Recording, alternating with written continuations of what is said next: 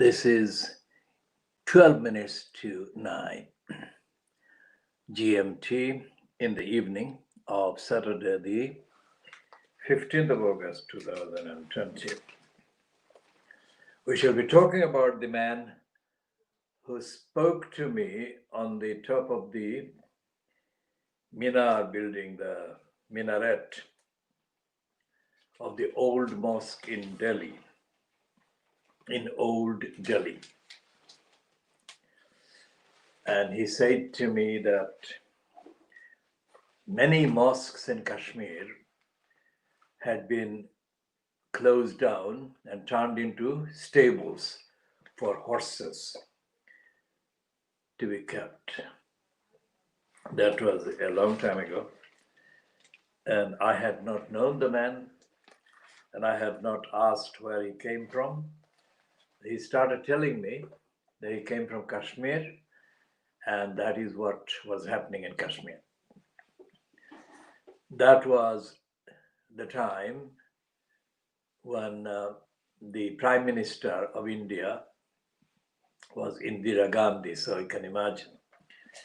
So Indira Gandhi, a Nehru family. So anyone who thinks that the Nehru family have brought freedom to the people of India, and the Brahminists, the BJP, the Shiv Senas, and all the others that have now taken over in their place, are the ones that are sabotaging freedom and the promise of freedom, is wrong.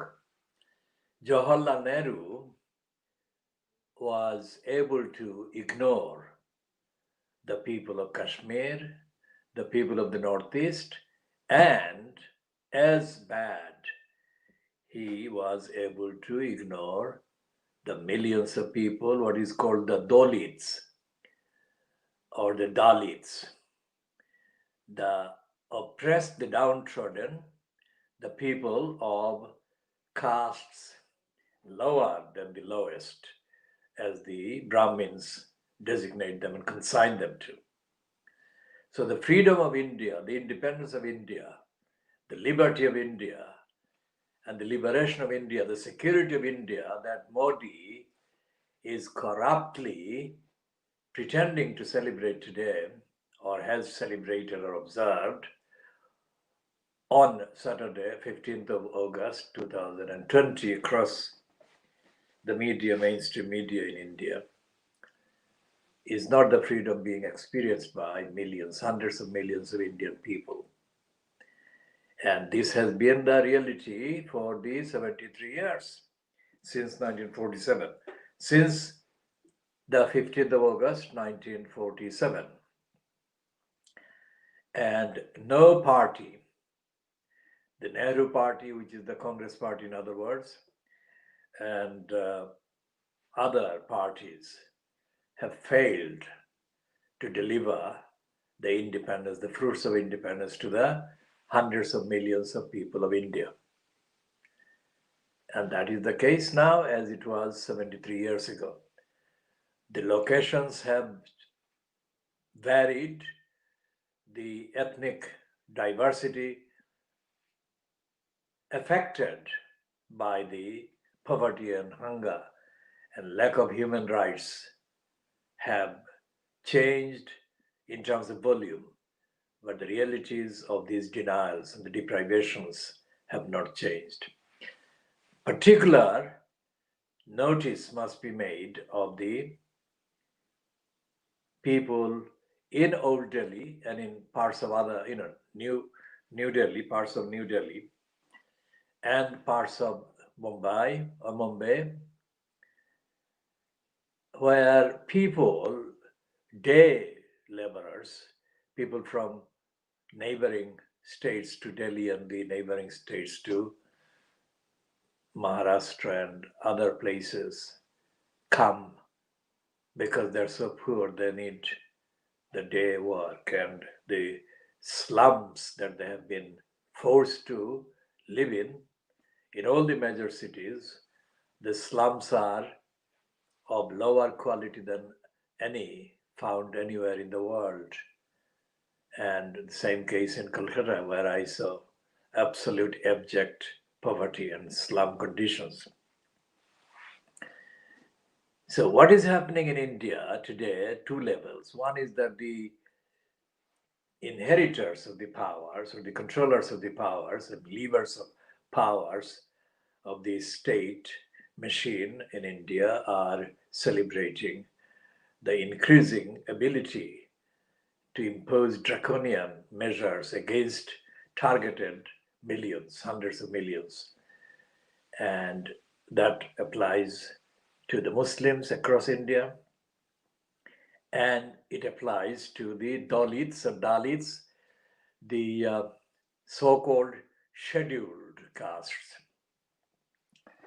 And the memories and the legacies of Ambedkar and other fighters against these are fading, because the mainstream politicians and political hagglers and political kind of power wielders in India, at the center of Indian political power, military power, they are mainly made up of a small number, or the small proportion, or the small kind of representation of the population.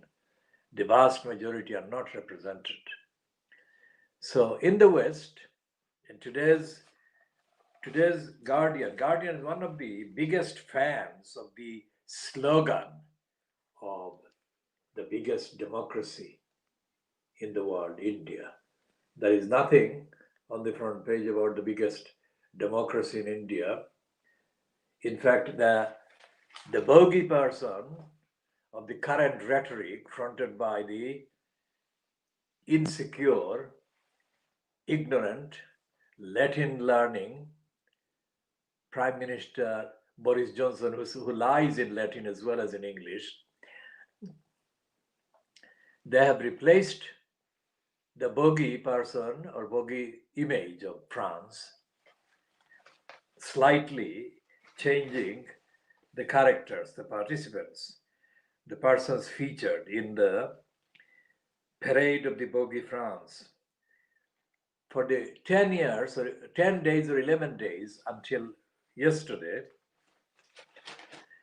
the people being featured in the scare stories based on France exporting migrants.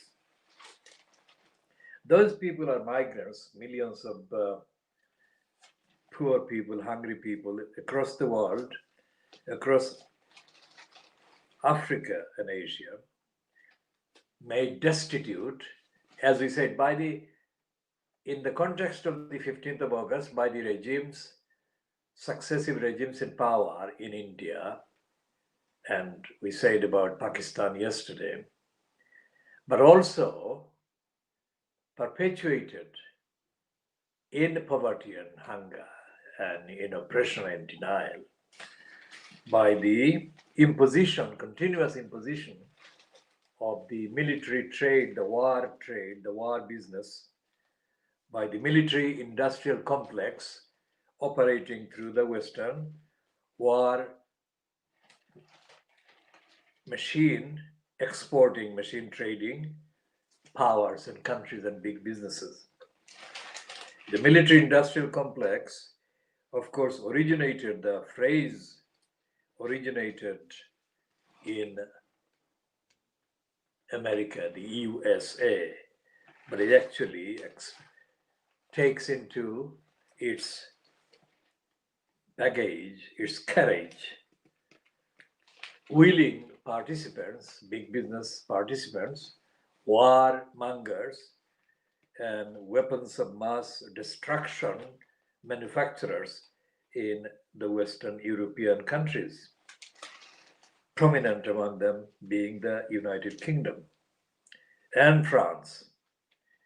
So Macron, pretending and posing in Beirut, was an insult to the people victimized by the warfare that successive regimes in France have been party to, and have been encouraging the continuation of the wars at the expense of the people in Africa and Asia. So Macron is as corrupt as his predecessor, warmonger presidents. And Macron does not deceive the victims. They are not impressed by his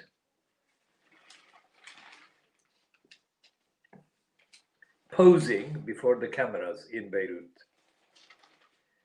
and his gleaming preparation to be photographed and selfied, greeting photogenic young women in the streets of Beirut are false. Lebanon is in ruins, has been in ruins for decades because of what France did to Lebanon and also what France has been doing since it formally had to leave. So the independence in India, in Pakistan, and in Bangladesh, which is a slightly different story because of 1971, but it is affected by the events of August 1947 equally as are India and Pakistan of today. The independence that was promised, the fruits of independence that were promised to the people of the subcontinent of Bangladesh, India, and Pakistan, those fruits have not been delivered. And that is despite the fact that most of the lowest paid day laborers and other slum laborers and slum dwellers manning and womaning the economy of India today are from the deprived states and the angry states and the frustrated states and the states wanting to be free from the shackles that have been imposed under the guise of India, independent India. The war machine that India has been ignored by the likes of the UK. And as I said in my broadcast in January 1992, broadcast from Channel 4 News slot, the threat to the West is seen in the last 10 days in relation to the specter, the fear and the scare spread by the racist Fleet Street about the migrants coming. That threat is connected with the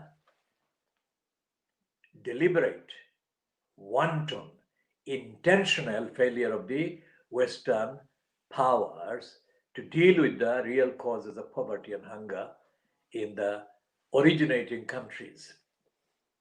In January 1992, there were no similar or comparable war situations going on. There were war situations going on, but not to the same level as they are taking place now in 2020.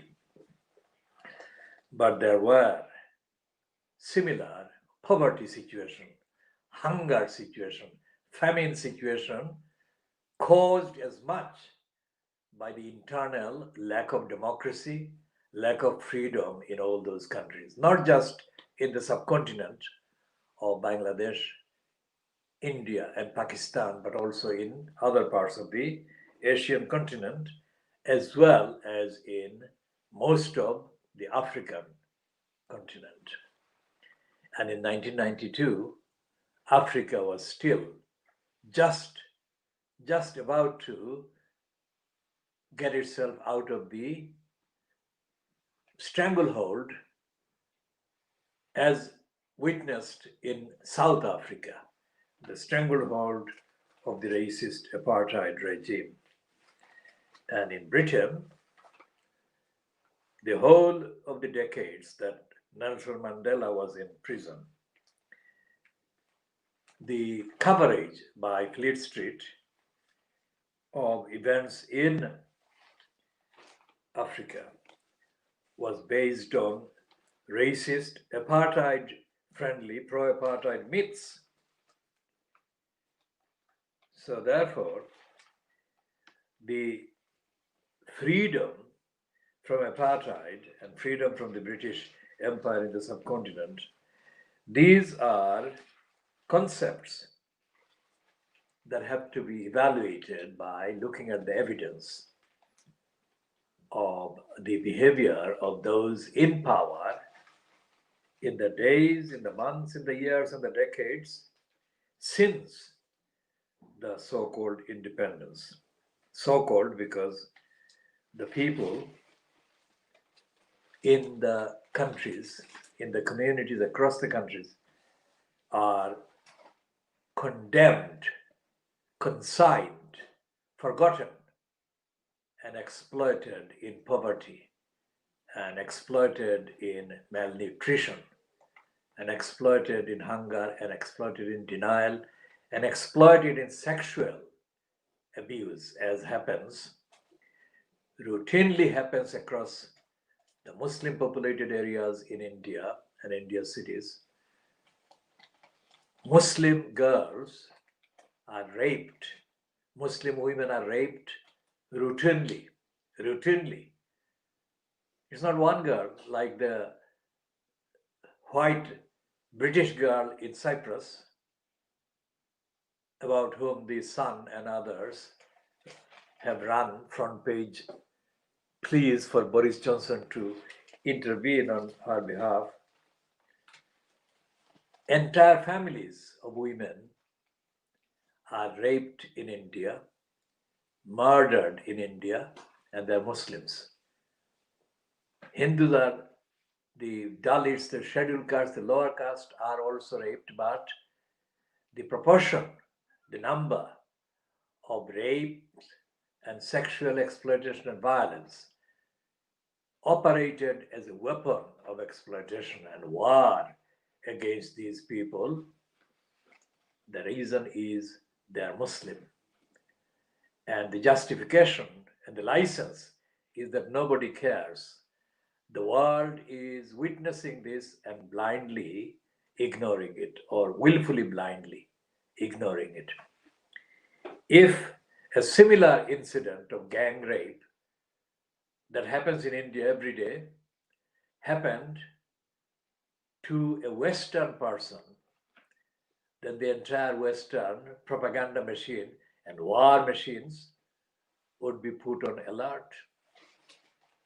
But they are Muslims, so anything can be done against their humanity, and nobody in the Western countries actually recognizes that. The Uyghurs, in the latest edition of the Private Eye magazine, which in the last issue did a cursory kind of token piece about the Uyghur Muslims, and we condemned it in this series, in the broadcast. The Private Eye current issue has an update, and we're talking in the context of independence and freedom for Muslims in so-called free countries, big countries like India and China. So this update by Private Eye about the Uyghurs is focused on the apparent kind of opportunistic business links between Rachel Riley, who is the Channel 4 countdown mathematical whiz. Now, she is not promoted in the mainstream media as a mathematical whiz, and her mathematical whizness is not really apparent. You're watching her presentation of the program. That is another issue we shall discuss in due course another time. But today we'll be talking about this Private Eye updating. Private Eye number 1528, 14th of August to 27th of August 2020 issue, price £2. Now on page 20 it says countdown mathematical whiz Rachel Riley recently tweeted a link to a petition drawing attention to the plight of the Uyghur Muslims. It called on the UK government to impose sanctions on China for its human rights violations. Quote, "We are listening. We are with you. Thanks to everyone who signed this," unquote, she wrote. Is this the same Rachel Riley who tweeted, quote, "This should be fun," unquote, in response to an announcement in June 2020, that is, that she'd signed up to help TikTok, the Chinese company, known differently in China, but TikTok internationally, TikTok's move into the UK education market, producing mathematics tips for the platform. Now, mathematics, Rachel Riley is the mathematical whiz, says the private eye. So that showing that she was actually endorsing a Chinese big company now, and as part of her deal with them on mathematical tips. Next paragraph, the Chinese owned video sharing app, that is TikTok, has long attracted privacy concern and has been banned by the Indian government after claims that it was using data illegally and secretly collecting information from the phones when the app was downloaded.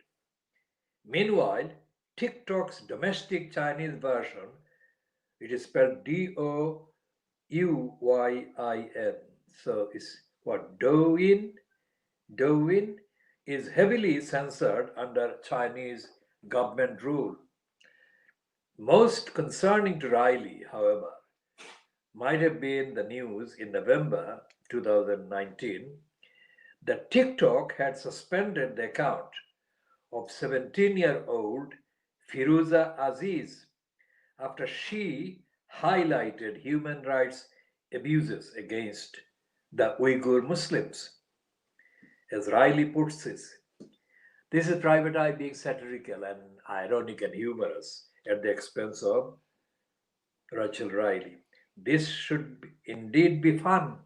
Now, Rachel Riley is most notorious as a celebrity in Britain, as one of the frontline campaigners in the war of vilification and demonizing against Jeremy Corbyn. And Rachel Riley has been the only member of a team on a mainstream television program that actually took that step. Private Eye should have mentioned that. Far more significant than her contradiction and contradictory stance about TikTok and China and Uyghur Muslims. We'll come to Uyghur Muslims and the Private Eye's claim about upholding or reporting abuses of Muslims and abuses of African and Asian and other black people in a minute. Now, Rachel Riley, apart from Maureen Lipman, has been the main kind of celebrity that was used in the war against Jeremy Corbyn's leadership of the Labour Party. That is a fact. And Private Eye, contrary to the mythology created around it, that is a satirical magazine that is independent of party political affiliations and the rest of it.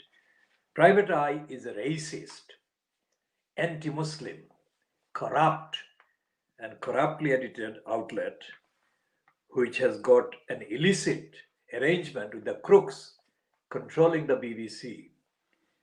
And Private Eye is, quote, edited by the racist Ian Pissoff, Ian Pissoff Hislop has been paid millions of pounds under the pretext of his subsidiary programs aired by the BBC and commissioned by the BBC.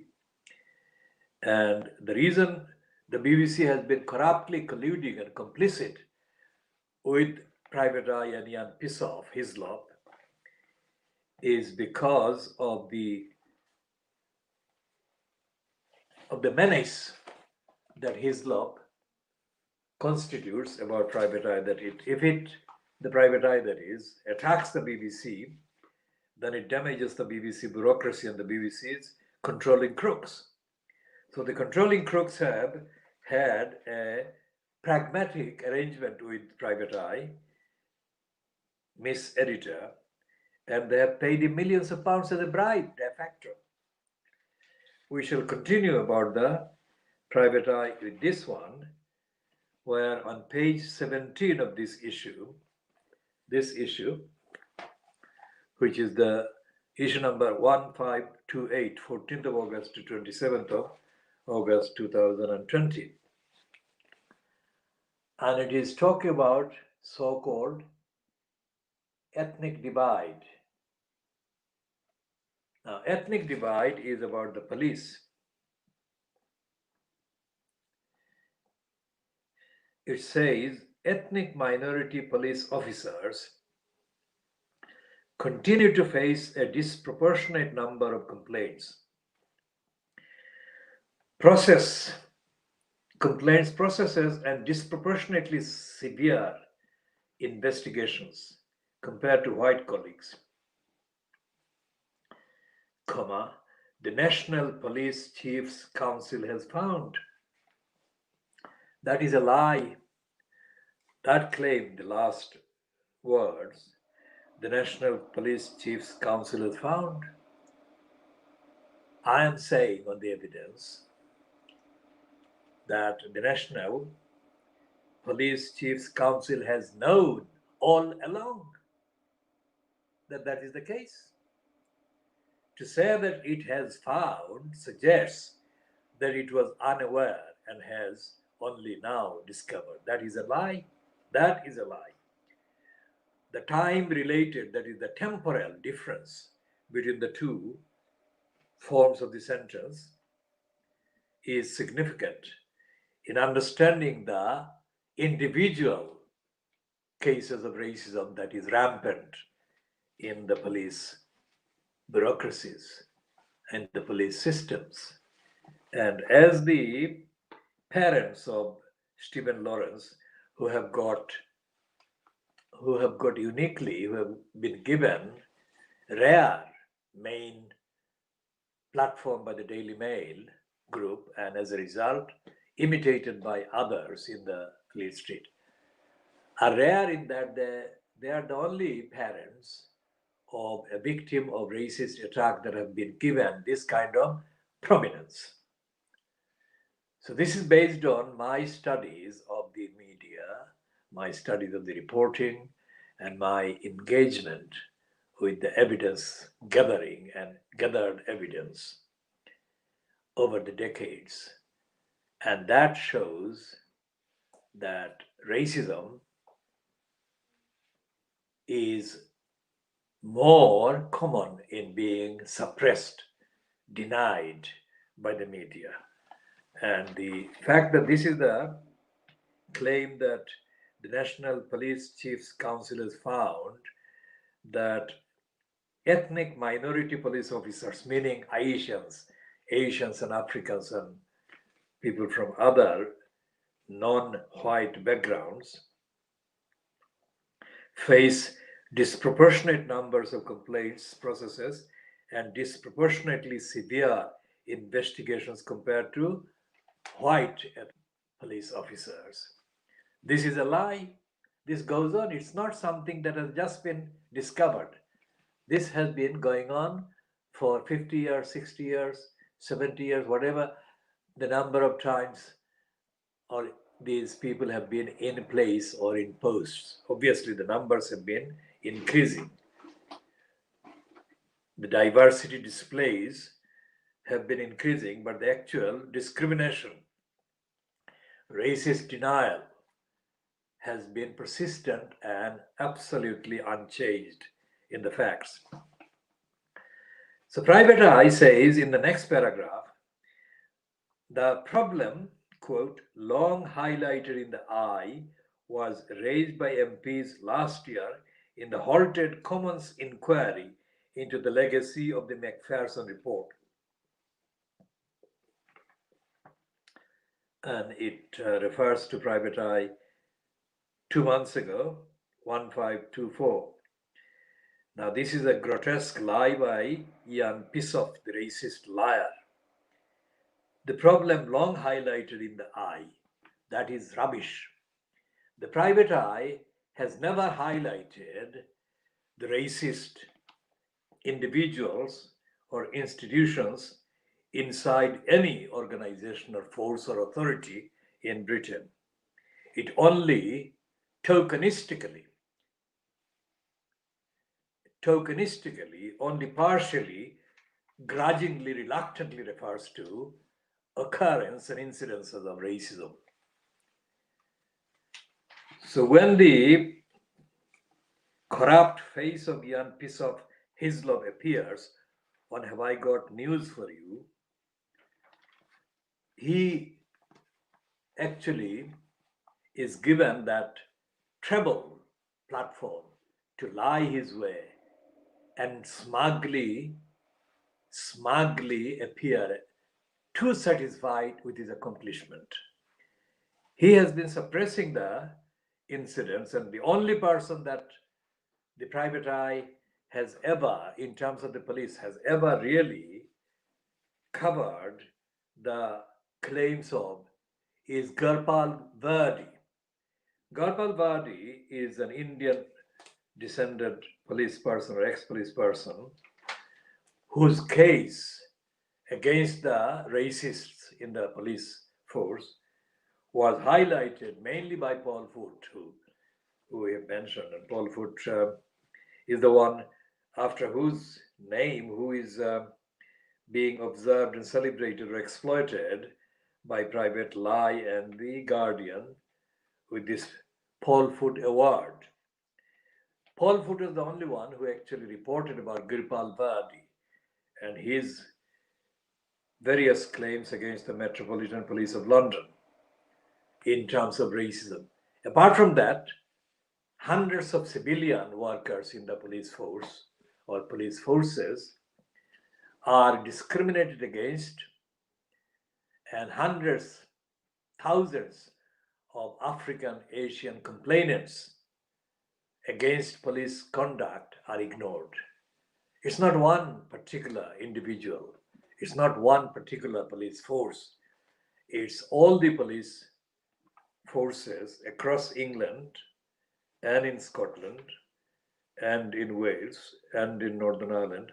Northern Ireland, of course, has got a very small number of African and Asian people, but or proportion of African and Asian people compared to the population, generally the demographic compositions in England and in Scotland to some extent and in Wales.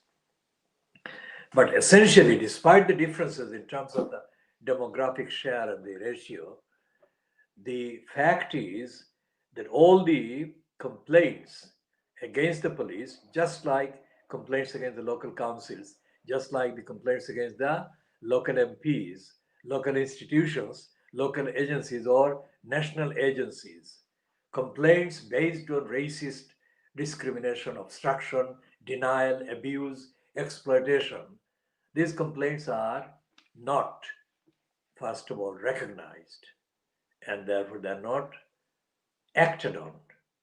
And so today's daily, we move on away from that one. We shall move on to the Guardian of Saturday, the 15th of August 2020.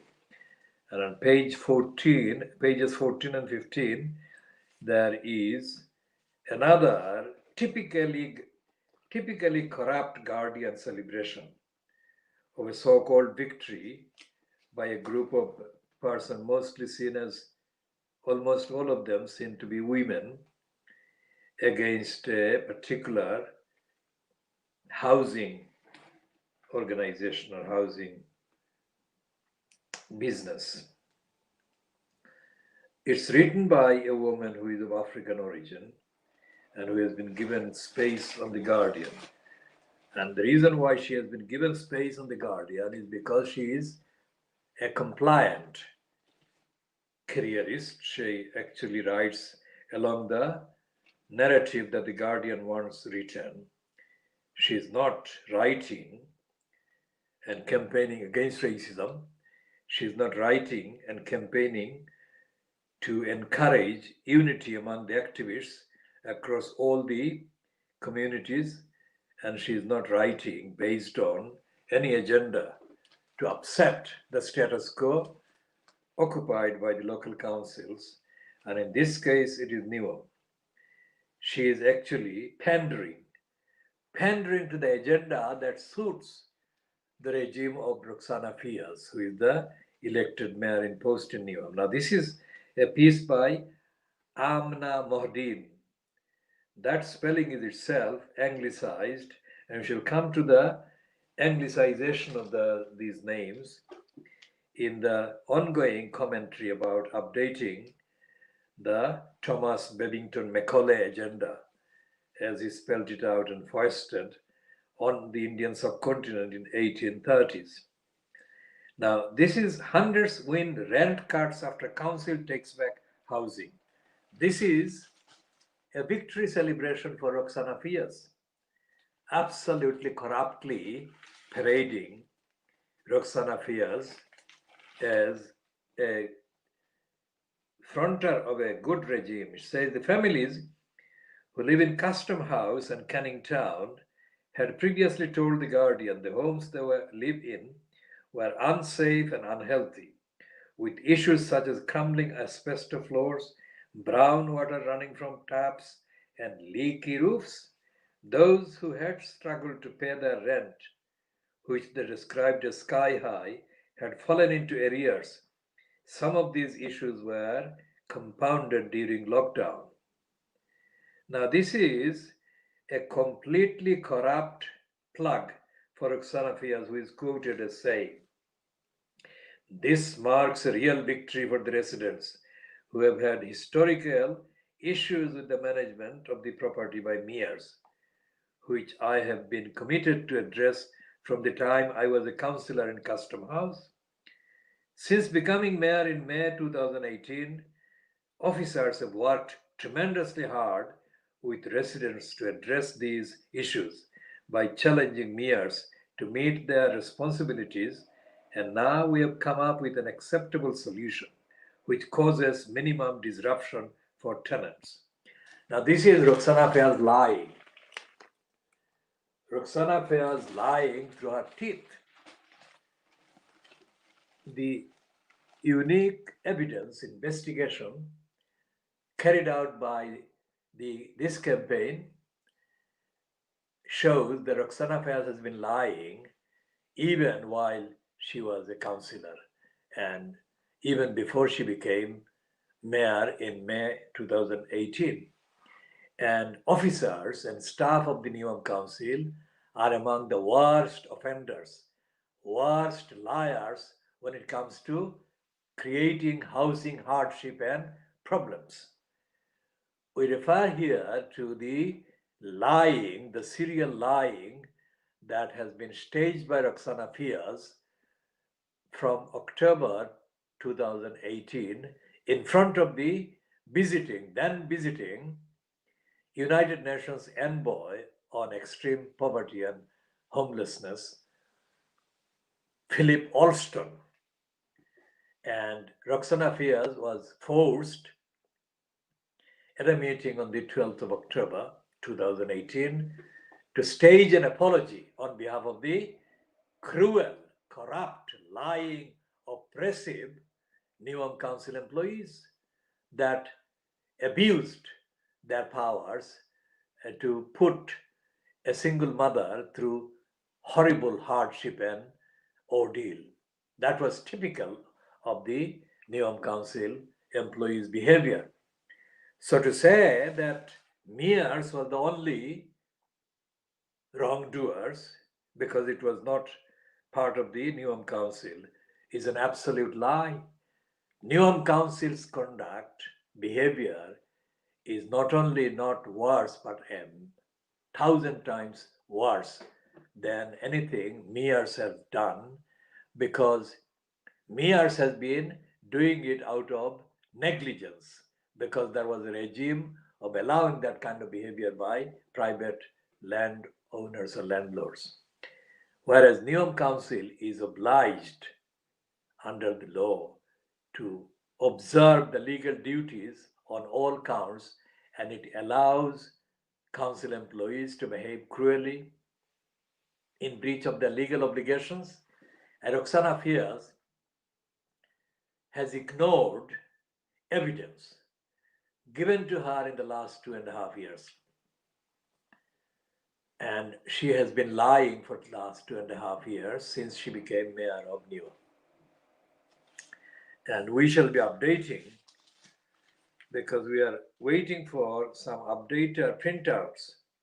When they are available, we shall be showing this to camera and showing how Roxana Fias has been lying and causing housing crisis on top of the on top of the level of housing crisis that existed in Newham before she took over from Robin Wales in May 2018.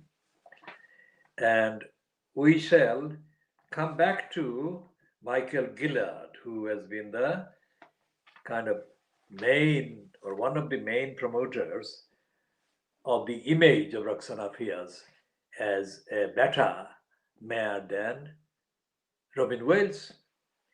Gillard is the one that actually was given this month. This is the August when he actually came out, or he said he had the exclusive access to Fias to parade her pretensions to him.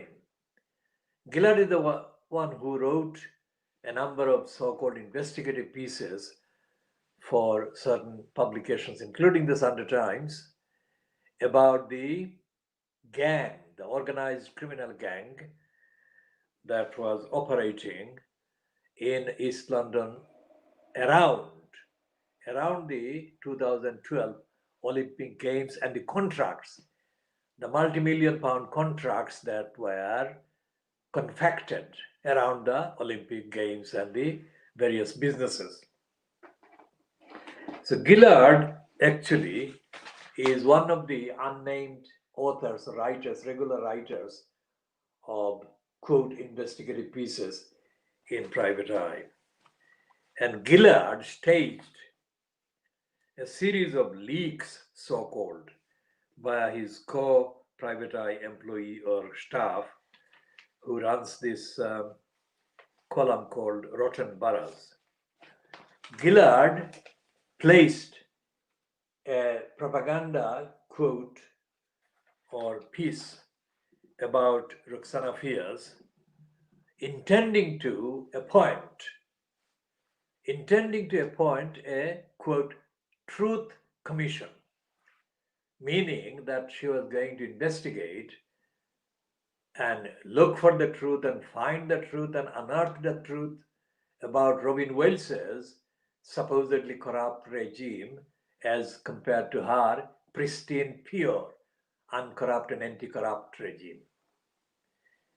So Gillard then staged a retreat from that promotion, and we shall come to that when we update his various stances.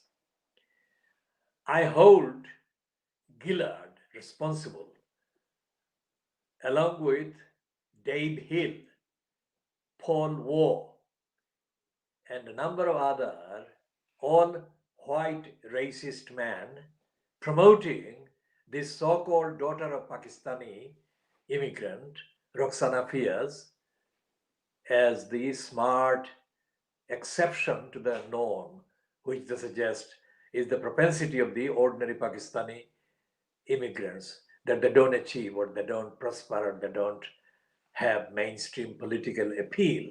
That is absolute rubbish. Roxana Fayaz has not featured as a role model on anything except in the sickest racist promotional fantasy of the likes of Gillard and Dave Hill and Paul Waugh and other corrupt, ignorant, uneducated or ill-educated so-called journalists in the mainstream British media. They have not covered any of her wrongdoings since she took over in May 2018. They haven't. Nor have the two, Lucy Fisher of the Times and Simon Harris of ITV London. They haven't followed up. These two, the last two, are more right-wing and more extremist and more stupid than their other colleagues that I named, the other three, Gillard and Dave Hill and Paul Waugh. These two, the last two, Lucy Fisher of the Times and Simon Harris of the ITV London, praised Roxana Fayaz as a nomination and her election to the skies as the victory for extreme left-wingers. She was never left-wing, let alone extreme. And so therefore that was a complete lie, and they haven't actually come back to cover any of her wrong deeds, of which there have been hundreds since she took over. And nowhere more than in the corrupt area of creating, falsely creating, intentionally creating housing crisis in Neom, on top of the dire, dreadful debris of legacy remain and left behind by Robin Wills. Newham has been the depository, the actual consignment of housing crisis created by the council itself over decades. And no Labour Party leader and no local Newham councillor has raised this issue. Indeed, as has none of the MPs in post in the name of Newham raised any alarm, let alone focused attention on, let alone call for action to end this abuse by the Newham Council. So today's Guardian is performing typical Guardian role of lying for a council, and especially lying for Roxana Fayaz, the likes of whom the Guardian prefers to parade and peddle as role models. Fayaz is not a role model, and this so-called victory against the mayors is evidence of Newham Council's failures over the long years that the tenants were misused and abused. And it's also evidence that this is the only case that they are focusing on, while they are ignoring thousands of complaints against Newham Council itself about housing at all levels, about rent at all levels, about local housing allowance, on which we have world exclusive evidence of corruption by Newham Council and collusion and complicity by Roxana Fayaz after the fact.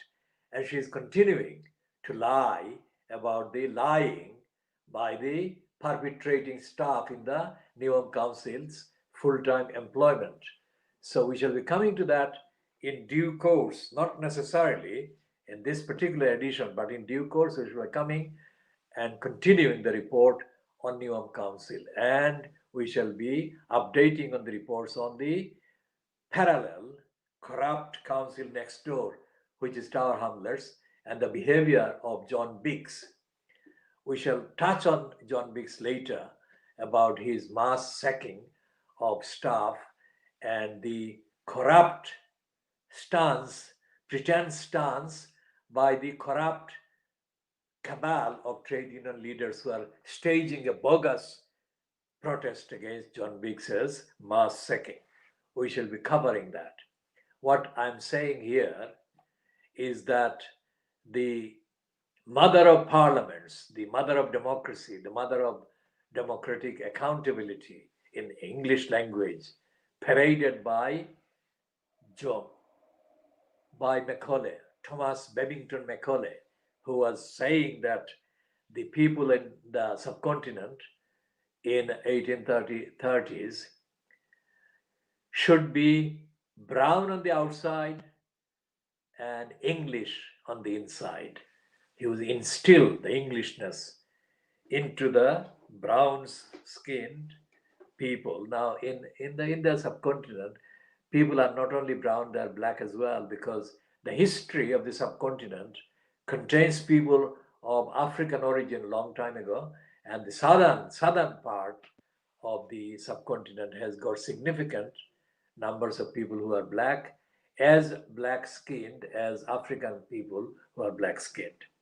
So it is absolutely typical of the stupidity of the imperialist education thinker that he didn't even know the subcontinent, what the people looked like, or what the actual historic backgrounds of the people were. And we are saying this about the Guardian because the Guardian hasn't got any feature today about the 15th of August or the 14th of August. Not that I can see, and I'm looking again before moving on to the other topic, which is the France of the quarantine threat rather than the migrant threat. And the France is being kind of castigated as the source of bad things for England, which is historically absolutely typical. Anything the French do must be presumed to be bad, and anything that comes from France must be presumed to be bad, even if hordes of Englishmen and English women come from France or return from France. They must be bad. There must be couriers of bad news and bad virus in this case. The retreat from France, Britons abroad in dash to beat 4 a.m. quarantine. So there is the Guardian. The Guardian abusing the anti-French sentiment, the historically anti-French mentality. And it is obviously almost equally reciprocated, replied to by the French counterpart of the Guardian. And then there is the corruption of the A-level fraud. But we have to talk about the French exodus from France in bid to avoid quarantine. Exodus from France. It's like the Sun talking about the migrants arriving in France, like the wife of Charlie Elphick, Natalie Elphick, issuing a stream of her own version of racism and race hate against the migrants. The Private Eye, the front cover of Private Eye, often kind of noted for almost satirical covers.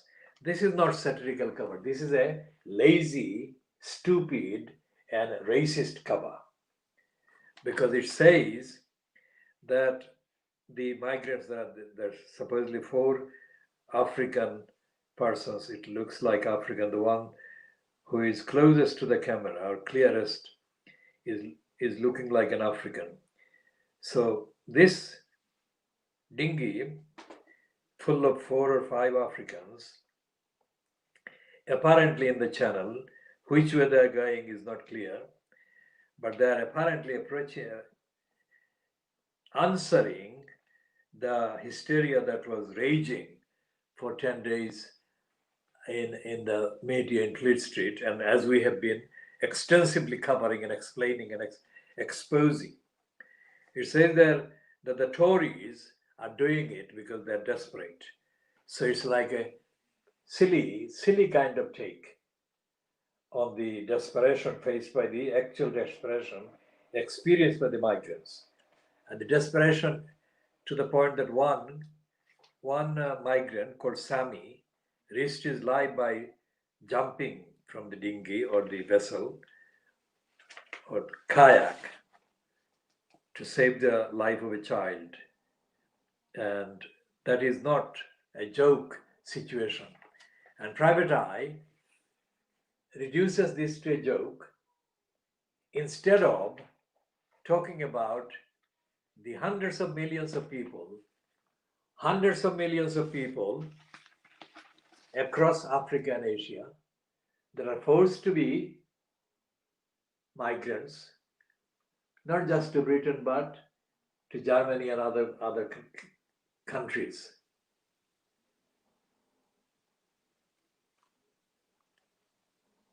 So their Private Eye is actually behaving in the same way as the BBC on Monday and the Sky News K. Barley on Tuesday.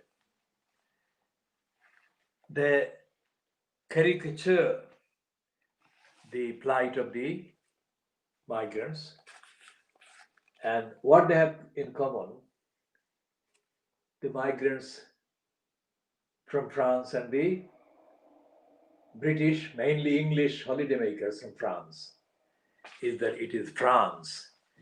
And the minute they add anything, any issue, contentious issue, and they make it linked or linkable to France, it is readily consumed by the gullible masses of brainwashed little Englanders that they have been all year round brainwashing into hating things European, things French, or things foreign, or things migrant. And there is nothing in the Guardian that correlates or links the things together. It merely follows the popular imagery. It doesn't go into the details of the failures of the Boris Johnson administration and the lies of the Boris Johnson administration about the imposition of the herd immunity syndrome and model and mode. And so we have a series of mishaps and misconduct and disasters affecting the large numbers of people who have been at the receiving end of the disastrous behavior. And this is the latest large number of people affected by the lying by the examination regulators or examination board or examination marking authority. And it is widely accepted now on the evidence that the vast number of beneficiaries of the examination corruption have been from the relatively wealthy families and backgrounds. And the losers have been people from low income and poorer kind of backgrounds. Now this is not being properly reported by the Guardian because it is not the first time and it's not exceptional. The entire British educational industry has been built on the myth accompanying and based on empire and the British exclusive superiority in education industry has been maintained by the corrupt racist myth, and that has been colluded to, aped and expanded and sold locally in Asia and Africa by the corrupt local regimes. The university standards in Britain have been absolutely false, fabricated, and we shall be exposing chapter and verse at least 2 or 3 PhD works that have been given PhD recognition by what is called the Russell Group of universities. One is Birmingham, which gave a PhD to a complete crook, a Bengali crook who operated in Tower Hamlets, pretending to be part of the community's action for defense and everything, and then went on to act as a stooge crook, producing a PhD thesis and getting it from the University of Birmingham. We shall be examining the crook and his corruption and criminality, chapter and verse, in due course. Back to the fiasco of the A-level marking and the cheats benefited by the marking scam and scandal, the rich ones. Boris Johnson has been openly, brazenly blasé about the cheating and has been supporting the cheating. Now, isn't this typical of Boris Johnson? He supported Dominic Cummings cheating. Boris Johnson suppressed the cheat Dominic Cummings from being exposed. I mean, he suppressed the news about him, and he shielded him from accountability, from being held to account. On the very breaches of the lockdown, for which ordinary Britons and people resident across Britain were penalized. An exemplary point is a local mayor in Luton was forced to resign for breaking lockdown rules, whatever the details were. Just happens to be a Muslim. Very significant because Luton is the little town where significant numbers of Pakistani immigrants have been living. There are Bangladeshis as well, but the significance of the Pakistanis is that they have been targeted for anti-Muslim harassment, propaganda, and one of the most notorious anti-Muslim harassers, propagandists, inciters of hatred has been Tommy Robinson. And he has been from, or operating from, and has been given a platform from Luton. So this Muslim mayor in Luton, Muslim mayor of Pakistani origin, in Luton has been forced to resign because of reported breaches by him of the lockdown rules. But the same rules were more extensively broken and breached and flouted by Boris Johnson's controller, who is Dominic the weirdo Cummings.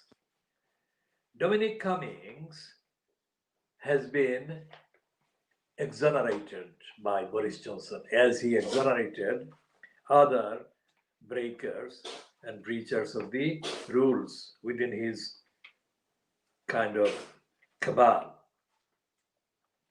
And Boris Johnson stood in front of the mainstream cameras, including that of the Channel 4 News, as he excused the liars who cheated the mainly poor background families, children coming from the poor backgrounds, taking the downgraded versions of the so-called results of their A levels. And so therefore, this is a country, this is a regime that is openly breaking the law. So when Boris Johnson says and threatens to change the law in order to stop the migrants coming to Britain, he does so on various levels by intentionally lying, intentionally expressing his ignorance, and brazenly boasting of his ignorance, in the knowledge that the mainstream will not notice the difference and they would not report. And they have not reported his contradictions and his lying and his collusion and complicity with the breakers of the rules, as happens with with this, with these people who have been cheated. I mean, the cheats who have cheated these students. He has supported them. Boris Johnson has actually supported them. So he is on the wrong side on everything. And we have got no media coverage that actually sums it up. Nothing like what is being said in this program or has been said in this program. So, what kind of free press, fair press have we got? We have not got a free press. We have not got a fair press. And most certainly, there is no press that is actually bothered about the damage done to the rest of the world by empire and imperialism, not even on this annual event marking the end of the British Empire in the subcontinent. And the front page of the Star shows that they don't care. They're indulging in this kind of stupid tabloid tittle-tattle. And inside,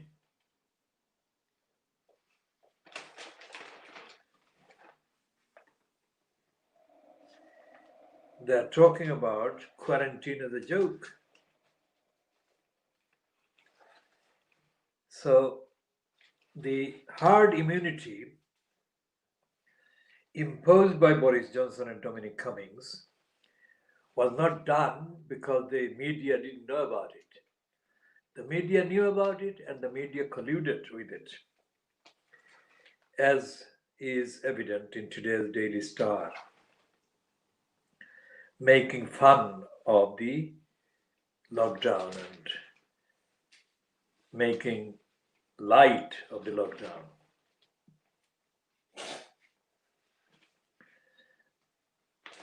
And so therefore there is no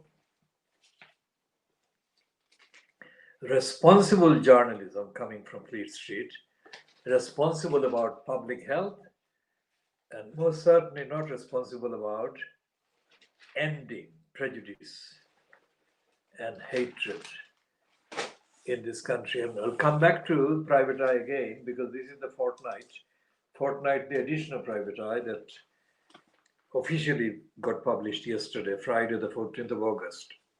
We shall come to that about its racist use of the term wokeism. Woke. Now, the Daily Mail, which has been one of the main leaders of the campaign of racist hatred against the migrants invading Britain from France, is now found the natural enemy, France, sending holidaymakers and quarantine, the nightmare of quarantine.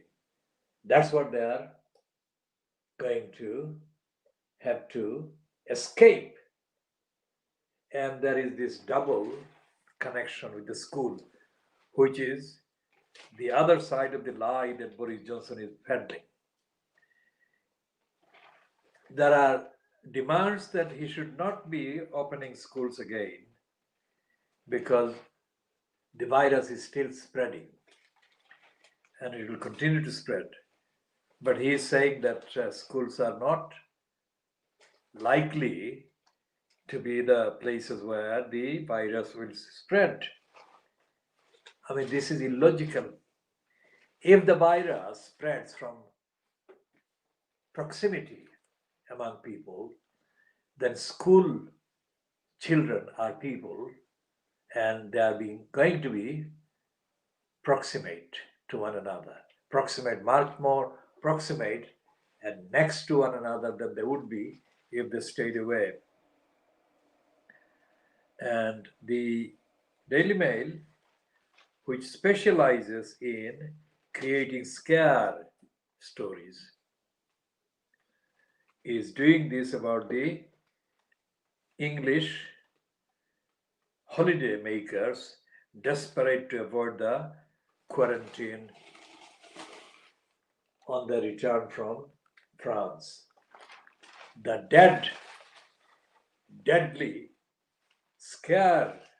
scary word is France, because France is the permanently consigned name for enemies by the backward, dark ageist English racists.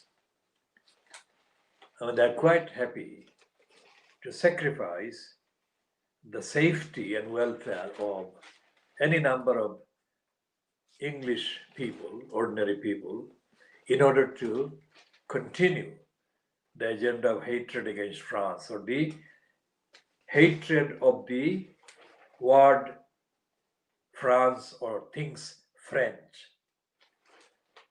And the priority of the Daily Mail in fighting racism is completely sham, because on page 14 it says BBC is cracking down on racist slurs after N-word row. N-word against the African people. Now, this is written in a racist denial mode. It doesn't acknowledge the day-to-day daily racism, quite apart from the use of words like the N-word, the daily racism that is perpetuated, broadcast, aired, promoted, repeated, published online by the BBC. And the war against the ignorance and racism of the Daily Mail will continue in this campaigning broadcast. And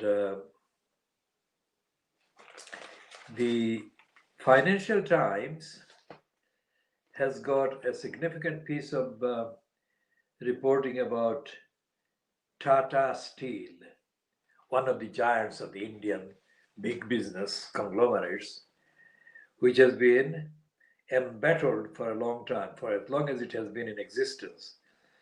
Its history is something which we'll discuss at another time, but Tata Steel has been trying to get public money, like Richard Branson has been trying to get public money for its tottering empire.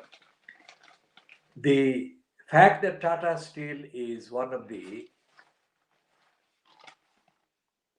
big companies operating in Britain, is itself a denial of the rights of the people of India, the rights of the people in India that are deprived of any humanitarian level of income and standard.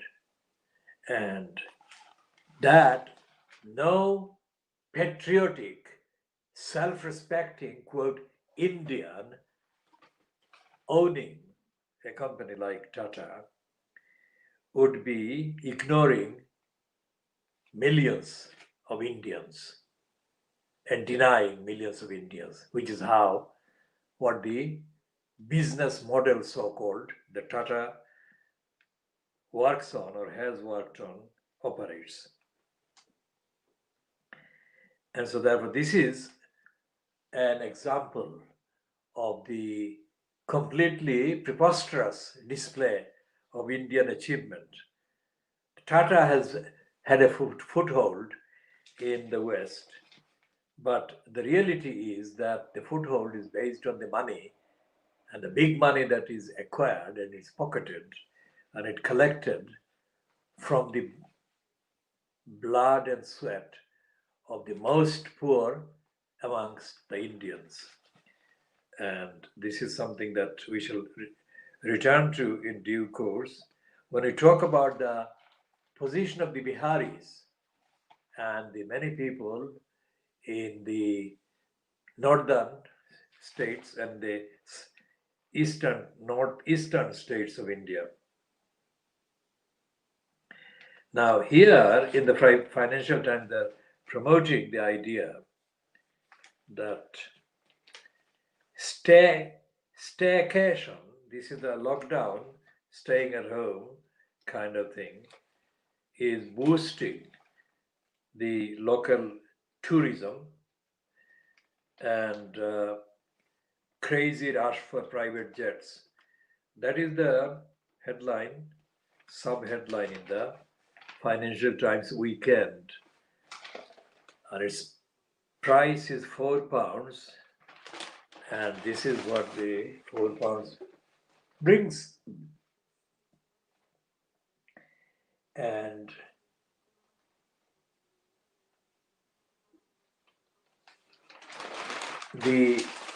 there is a rare piece on page 5 of this weekend Financial Times.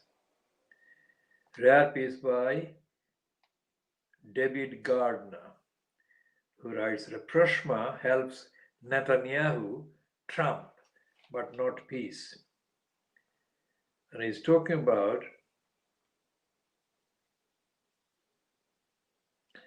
he says Donald Trump's unexpected announcement of a historic peace deal between Israel and the United Arab Emirates is certainly a turn-up for the books.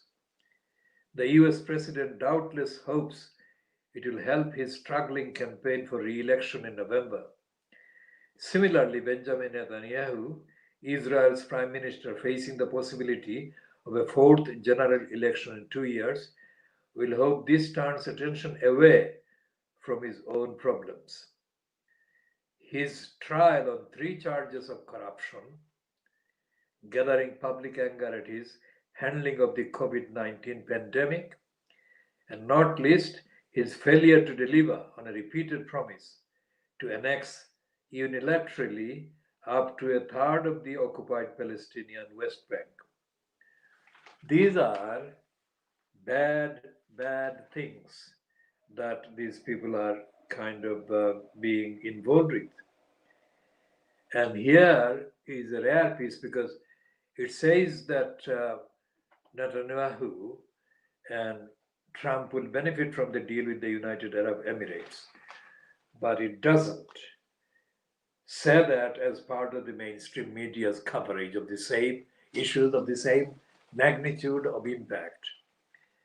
And this also hides the truth about parallel wars being conducted by America and other proxies, creating and maintaining poverty and hunger and famine across the Middle East and across the African continent. In the little known and little reported casualties every day in Yemen, there is the actual background of what nightmare will come, not in the far distant future.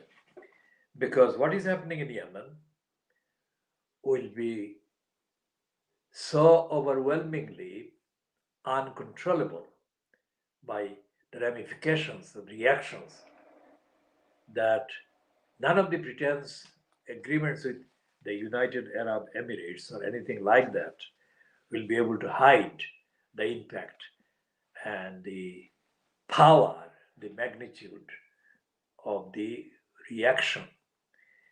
And this is what I'm predicting on the basis of the evidence, that anyone who wants to stop migrants coming to the West, migrants through the channel and through other channels, has to take part in stopping warmongers and war traders from making deals with gullible regimes, vulnerable regimes in the Middle East and in the other parts of the world or in other parts of Asia and Africa, and to deal with the actual problems faced by ordinary people facing hunger, famine, starvation, dislocation.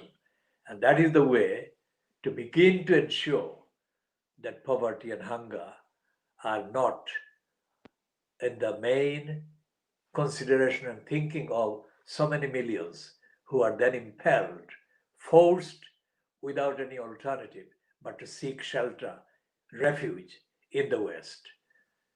Does Boris Johnson have the Latin language abilities to understand this? Because Latin is another language, as I've said, and Latin it can be used to lie, as can English be used and abused to lie. So Boris Johnson has been doing both for a long time. In fact, his entire career as a public person has been accompanied by claims or allegations of his abuse and misuse of the language and his so-called classic grasp of the Latin language. Classic grasp of the Latin language is no different from the classic grasp of any other language when it comes to distinguishing between telling the truth and telling lies. And there is no account of Boris Johnson's lying career published in any of the newspapers this weekend. This is the Times weekend typically celebrating now. There is only one person who is being caricatured anywhere like how he should be, and it is the current cabinet minister for schools, who is the Gavin Williamson. Gavin Williamson has been recently compared, but it has been obvious to many keen observers for a long time, compared with the appearance, the face, the image of an actor called Frank Spencer, the screen name Frank Spencer, who became famous in the series Some Mothers to Heaven. And he's Michael Crawford.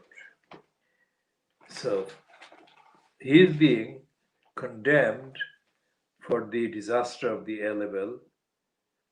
Gavin Williamson has faced an onslaught of criticism over the A level results algorithm, but there will be no U-turns, he tells Stephen Swinford. Now, this man has been caught fronting a mass deception and fraud and robbery of the, quote, certification rights of the majority of the victims who come from poorer backgrounds and state schools.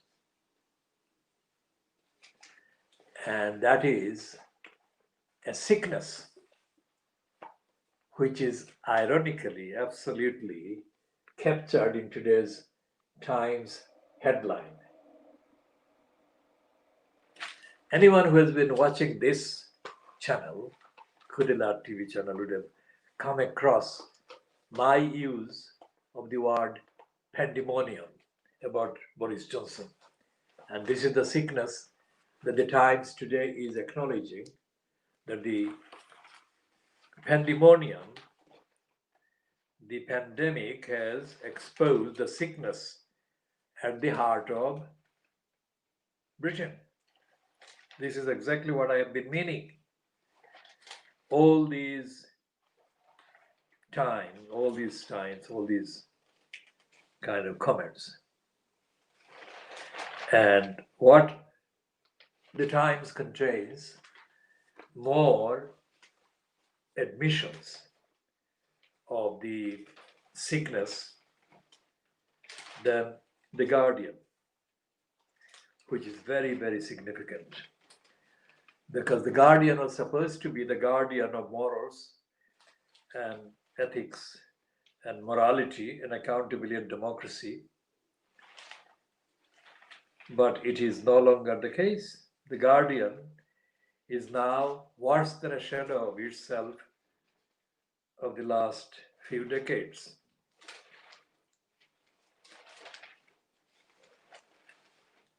We shall be continuing